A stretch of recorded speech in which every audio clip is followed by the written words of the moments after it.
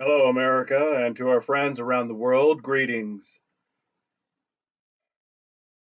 It's happened again, and not only has it happened again, it's happened in this news report. Two out of the three reports are women abusing children.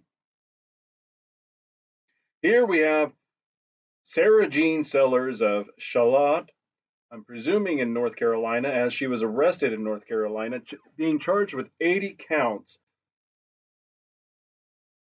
of, as everybody commonly says, to keep from being censored, child rape.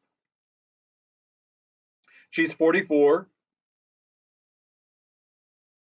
and apparently, over a 2 year span, seduced two boys and had her way with them repeatedly. She's married for 22 years.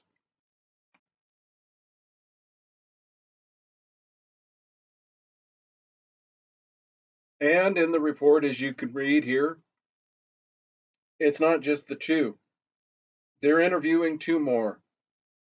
And my suspicion, those numbers are most likely only going to grow, and the time frame is only going to increase. The good news, she's locked up in the county detention for now, but as in most cases, it doesn't take much. Women get released no matter how heinous the crime. And here is Sarah Jean Sellers. As you can see, she's barely 5'4". Her age is definitely showing, as with anybody in their mid 40s.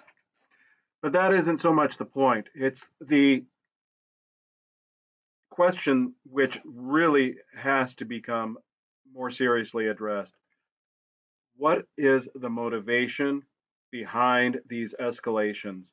Is it one, that it is true an escalation, or two, that society, at least for the last 50 to 60 years, has hidden these illegal acts of women?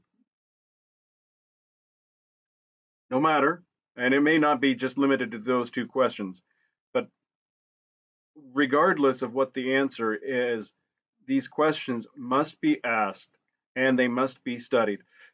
Years ago, I read a series of books by John Douglas. He wrote of his time helping create the behavioral studies or sciences unit out of Quantico, the FBI headquarters or office. And they went to all of the prisons and developed a series of questions they would ask various inmates. And they were able to take these questions and answers that they gathered and develop profiles to the point of what would seem absurdity. You will find the perpetrator has a penchant for wearing white leather sneakers and rolled up sleeves. Yeah, bizarre things that you just think, oh, okay, you're smoking something, buddy. But in reality, when they find the person, they match those attributes and those characteristics. It's a good series of books. The books do become repetitive, but the point of them is to gain the information out of them as to how they came up with the process. And this is something which modern investigators should consider looking into, is taking those old battery of questions, interrogatories, and applying them to these women criminals. You know, there's a reason there's an uptick in these reports coming out. This next one is a bit, I don't know how to describe it. Anyway, you have your New Jersey mother of three doing things with a 14-year-old boy in her car. She's 46. She ran a summer camp for children. 900 some children. She's married. You know, she was arrested in early January, but um, the boy, the victim, that he was interviewed, and that he said that she's sending me all these messages and pictures on Snapchat, and she'd go pick him up from his school and take advantage of him repeatedly. So the police seized her electronics, searched her car, and this outfit, Rastelli Kids Complex. If you're in New Jersey, you might want to pay attention. Rastelli Kids Complex. She apparently worked for them. They claim she never interacted with children, but yeah, at this point, we can't make these assumptions anymore. Um, a mother was interviewed by the local news, and her quote was, "It kind of makes you lose faith in the community to send your kids to sports and you hear all kinds of things of coaches and teachers. It's scary." Absolutely, it's scary. You know, love him or hate him, Bill Cosby had a line that he used: having children is letting your heart run around unprotected outside of you for the world to attack, or something to that effect. And I think that that is probably the best singular description of what it is to be a parent. And it doesn't matter if you're a parent who's not had something happen, or you've experienced some kind of traumatic event such as this. You talk to parents that have gone through the family court system, and they have all kinds of trauma experiences coming out of that, both for themselves and their children. This We've lost the sense of what it is to protect our families, and this needs to turn around.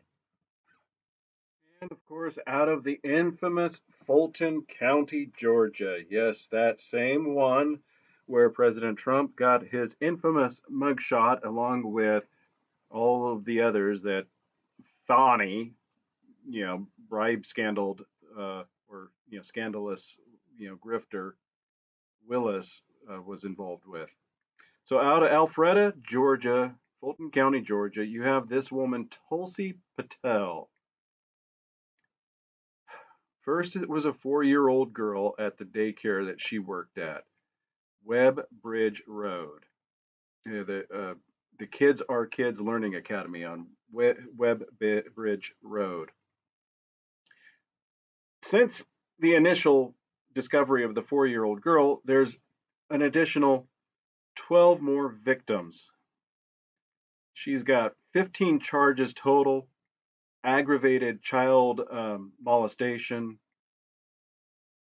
and cruelty to children, first degree, 9 counts of simple battery.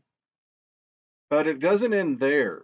They also arrested the school's director, Angela Martin. Now, she claims to be innocent, but due process is critical in all of these cases. None of these people, as the infamous Dragnet closing remarks, everybody's considered innocent until proven guilty. I don't remember the exact phrasing, but yeah. So if you're in any of these places, North Carolina, Georgia, New Jersey, and any of these names are familiar to you, you might want to look into whether or not your children have had contact with these individuals. And of course, I had attempted to include the archived links to the news reports in the closed captioning, as YouTube doesn't want hyperlinks leading away from their website. In addition, on Rumble, those links are active in the comments section. So feel free to make comments and questions. I don't have any answers, I only have commentary. Stay safe. protect your loved ones.